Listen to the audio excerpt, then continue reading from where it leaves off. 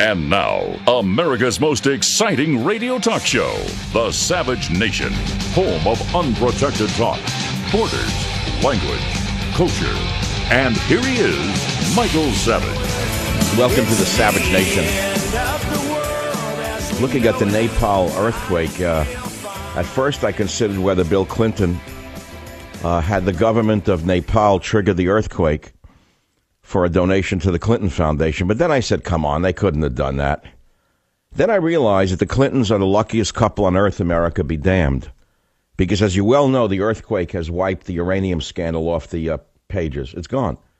The greatest scandal, I would say, since the Teapot Dome scandal, the greatest scandal in my lifetime, which is the uranium transfer scandal.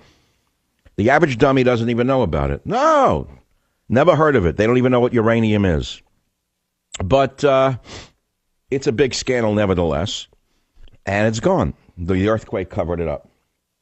Now, if you're laying in bed in the middle of the night, 3, 4 in the morning, and you can't sleep after a long trip, where you had a cougher for 6 straight hours from South America who didn't cover his mouth, and your mind starts to work on, what did you get? I mean, which virus did this guy spew into the air of the airplane? Why don't they force him to wear a mask? What kind of sick world are we living in that a guy could cough for 6 straight hours from Miami to San Francisco, and the stewardess can't tell him to cover his mouth? It's like the early days of smoking. I mean, I've been in airplanes in the old days. I once flew from San Francisco to Japan, 12 hours. 12 hours. A Japanese guy in front of me was smoking, one cigarette after the other. Those are the old days. Can you believe this? So I went to the stewardess. I said, I'm sitting in the non-smoking section. She said, yeah, but he's in the smoking section in front of you, 1 row ahead of you. I said, are you crazy? This is what went on in America. Now we have coughers on airplanes. They can cough for 6 hours and no one could say, stop coughing, put a napkin over your mouth, because it might be a violation of their civil rights to infect the whole plane. You mark my words, the day will come, just as the day came when, thank God, people were forbidden from smoking on airplanes, when if you appear on an airplane and you have a cold, they're going to give you a mask and tell you to wear it. And if you don't wear it, they tell you don't fly. You know, come fly with thee. But I want to go back to the news of the day, and then I'm going to get around back to Nepal. And the fact that I was getting at is if you're in the middle of the night, you can't sleep after a long flight, someone was coughing next to you, and your mind starts to race on bad things about to happen. And then you look at the Nepal earthquake, you could say, wait a minute, maybe the world is coming to an end. And you could become a catastrophist. It's a great word, a catastrophist. I'm sort of a catastrophist. I've always been a catastrophist. And I'm in good company. I'm in the company of some great giants in history. But you look at the Nepal earthquake and you say, oh, boy, I never heard of Mount Everest being shaken by an earthquake. That's like the bedrock of the world.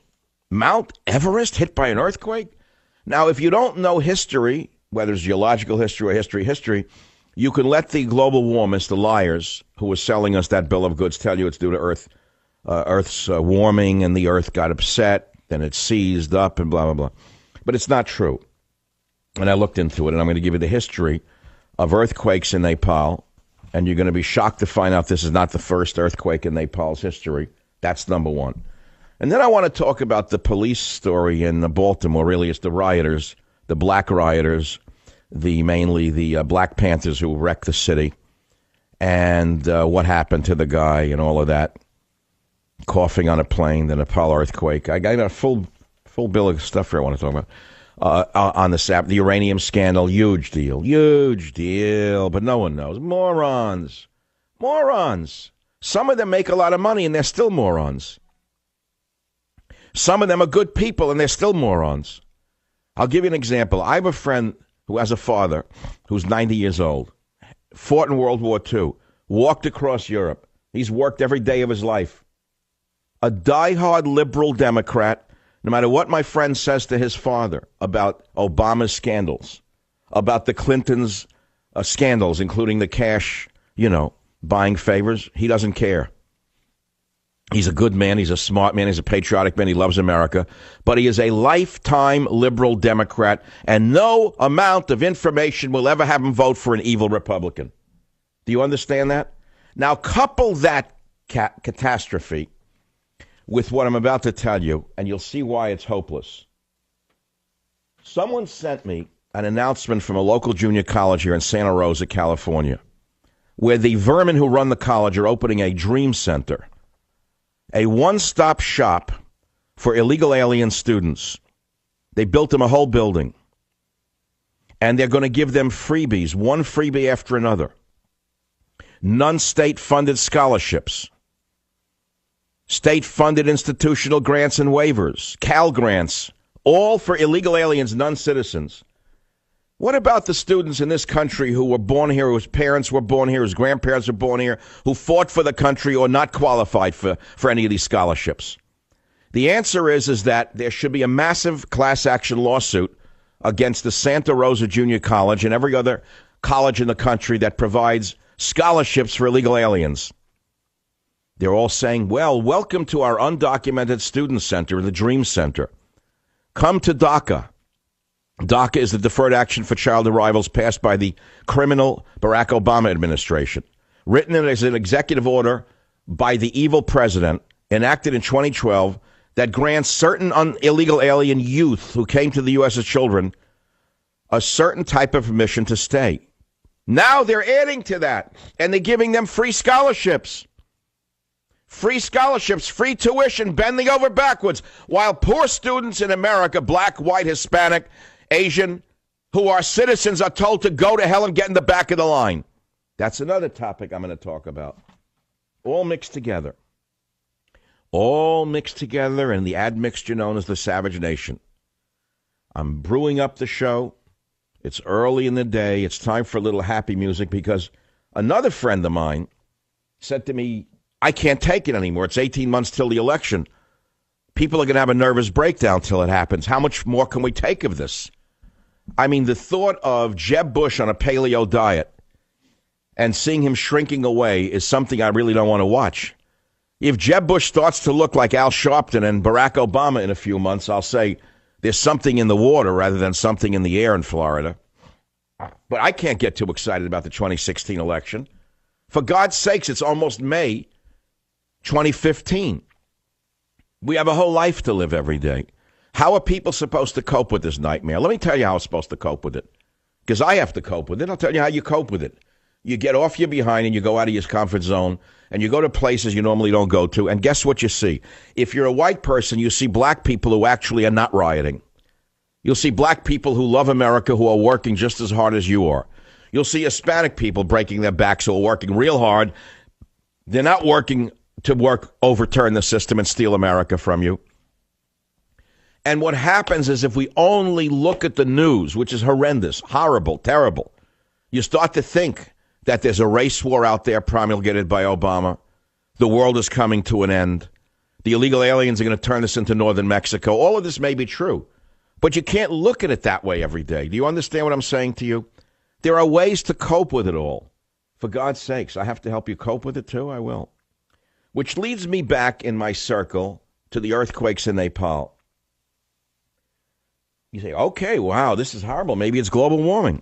Well, first of all, it has nothing to do with it. Because there were earthquakes in this area for a long period of time. And Nepal is located on the boundary of two major tectonic plates. And they've suffered large earthquakes over the centuries, going back in recorded history to 1255 AD, when they had the first recorded earthquake in the history of Nepal. And you know what happened in that year? During that earthquake, nearly 1/3 of the total population of Kathmandu were killed. And among those killed were the king of Kathmandu Valley. And the earthquake magnitude at that time is believed to be around 7.7 on the Richter scale. Today, what is the scale was what, Robert? About 8 something? 7.8, all right. So there was a 7.7 back in 1255 before Etzel's father created the Model T Ford. There was a 7.7 back then before industrialization destroyed the universe. Another big earthquake was recorded in Nepal in 1260 AD during the reign of a king. Buildings, temples was destroyed. Many lives were lost. In 1408 AD, during the reign of another king, major earthquake destroyed another temple, many other buildings. And 1767, 1810, 1823, many earthquakes. Many earthquakes. So don't let the warmists panic you into thinking it's about global warming.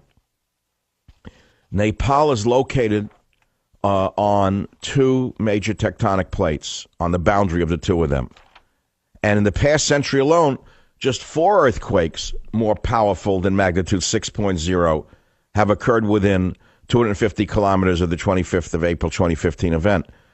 In 1934, there was a magnitude 8.0 earthquake known as the Nepal-Bihar earthquake. It killed 10,600 people. It damaged the capital, 1934.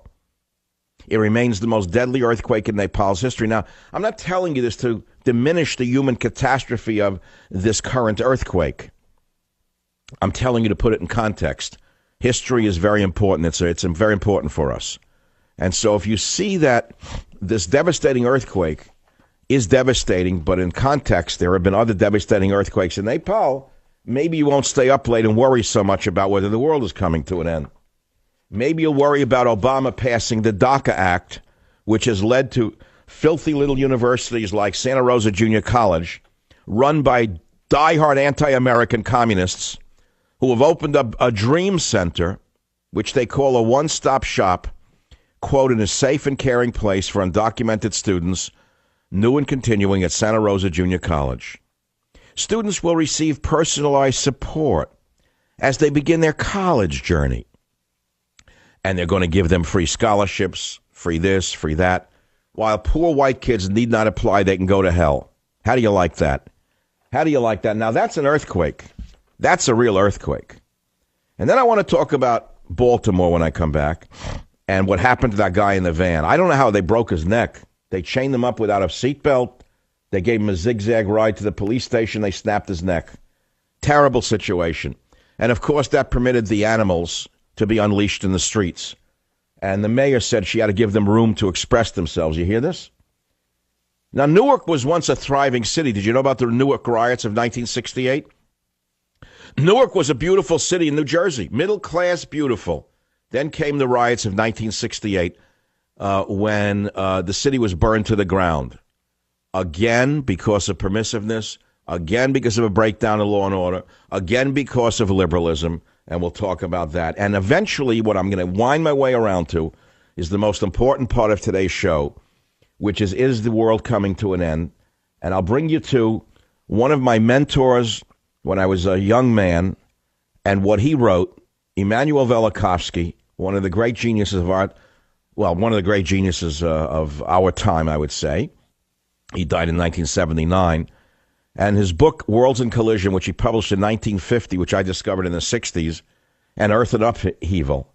You'll never believe what this man wrote and what he thought was happening in this world and how great he was and how he was castigated by the science establishment for daring to step out of the doxies of the time, just as those of us in the conservative media are castigated for not buying the doxy of the left. And just as those in the science world today are spit upon for not buying into the big lie of Bill Clinton and Barack Obama and Al Gore of global warming. Any scientist who presents evidence to the contrary is castigated and treated like an Old Testament leper. I'll be right back. It's the Savage Nation. Join the Savage Nation. Call now, 855-400-SAVAGE, 855-400-7282. Savage. Your Savage Nation is sponsored by SwissAmerica.com. It's the only company I trust for tangible assets, gold and silver. Call 800-BUI-COIN.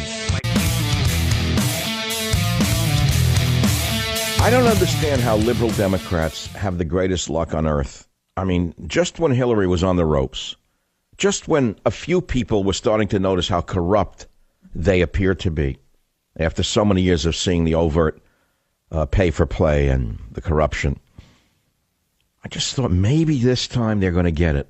And then an earthquake hits in Nepal, and there we go.